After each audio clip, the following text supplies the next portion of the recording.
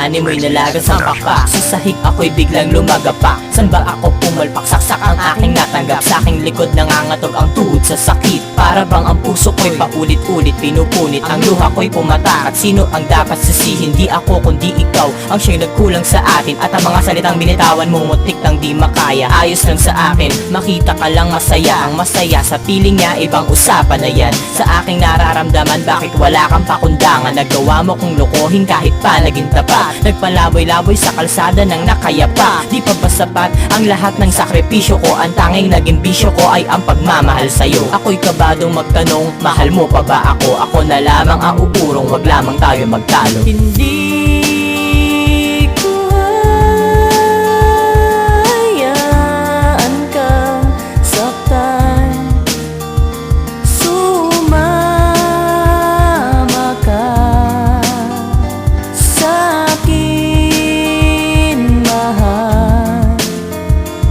Nakita ng aking mata at narinig ng aking tenga. May kausap kang iba, siya ang nakaraan mo, diba? Pinipilit maniwala na mahal mo pa ako. Ngunit ang aking isip bakit tila ba gulong-gulo? Naghalo-halong emosyon ang aking nararamdaman. Parang sinusunog ang balat ko at pati laman. Dinagana ng sasakyan at pinataka ng asito. Di ko na naising mabuhay pa dito sa mundo. Nung lumapit ka sa akin at magpapaalam ka, dahil di mo sinasadyang siya ay mahal mo pa pala. Wala akong magagawa kundi ang palayain ka. Kahit labag sa aking loob, ang pinili kong pa siya. Alak ang siyang kasama ko mula umaga hanggang bukas. Ang akala ko problema ay mabibigyan ng lunas. Tila ba naghihintay ako ng parating na tren sa gitna ng dagat at sana ikaw ay dumating. Hindi ko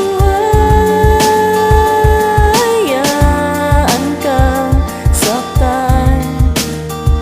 Sumama ka sa'kin, mahal.